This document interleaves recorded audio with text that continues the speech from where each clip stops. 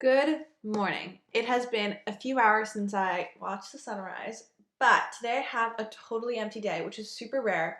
I think I just have one math class, so pretty much totally empty except like an hour. And I have decided I'm going to commit my day to being, first of all, tackling my parking lot of priorities, things that I've been wanting to do but put off, and second of all, being very reflective. Particularly, I wrote two blog posts the other day, one on your music and people and another one on the 15 Commitments of Conscious Leadership, two books that I recently read. I really enjoyed the reflective process I took to get those blog posts together, but also just reflect on the books themselves. And I'm going to be repeating this process for the book White Fragility today. And I'll probably publish a blog post. I'm not actually sure if I want to publish my notes on this one. I have to think about it. I want to share the framework that I use to read and reflect on books.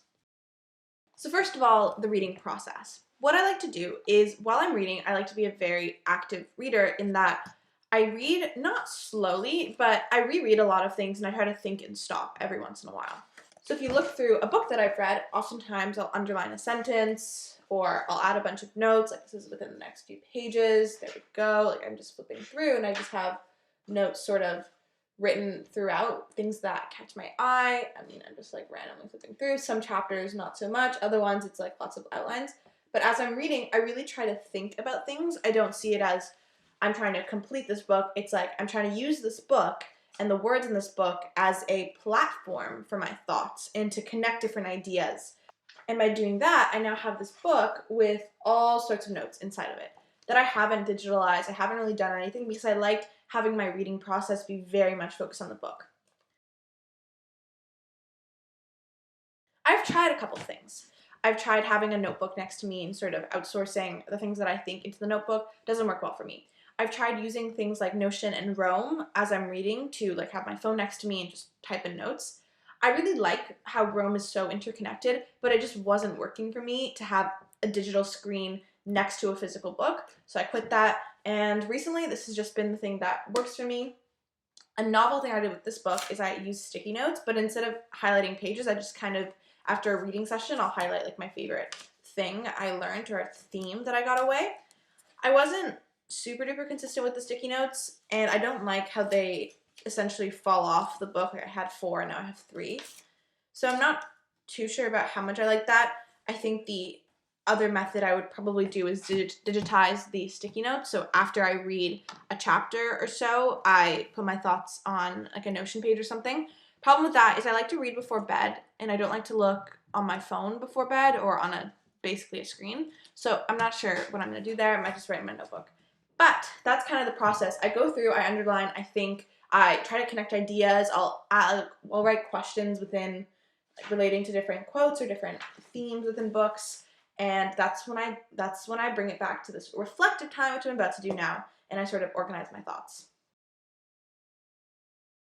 So I have my Notion page, and I used to use Roam a lot, but recently it's just been so much easier to use Notion. So when I write notes, I bucket it into themes. I'll basically have a large header that encompasses the main message of that theme, and then I'll have sub-bullets that relate to that theme. That could be a quote, that could be an analogy I derive from it, it could be different related concepts. I just kind of think through it and make it themes. And then I'll have several themes for a book.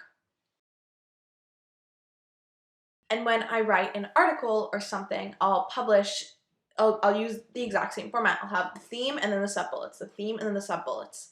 And then what I like to do is I also like to have a quote section. So these are things that I don't have a theme for yet, or maybe I'm not planning to have a theme for, but I just like the quote. I think it's a great reference. I'll kind of bucket that all in.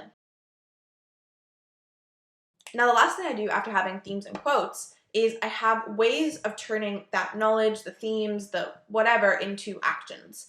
And I try to think about that through small changes I can make. Nothing very drastic because I find it's very hard to keep track of drastic changes, but I find that thinking about things in a different way and having just a small action you can take or a small way of looking at things really helps me internalize what a book is really about.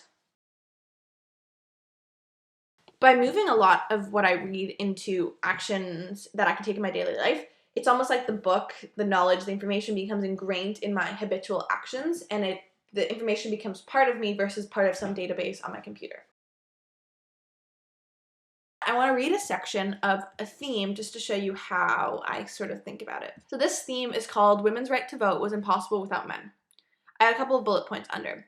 The change was in the hands of men to happen as they controlled the institutions, 1 point. We're all actors in a shared culture, another point. Political forces lined up such that it was advantageous for men to grant women the right to vote.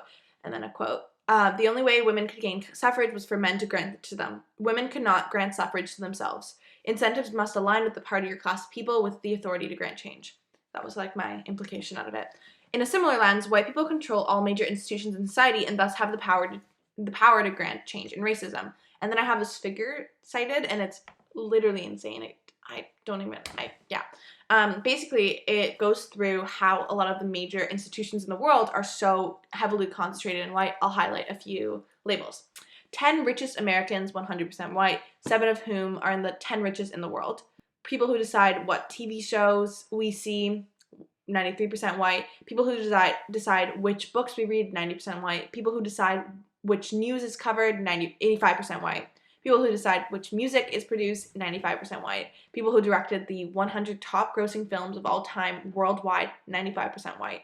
Teachers in the US, 82% white. Full-time college professors, 84% white. Owners of men's professional football teams, 97% white.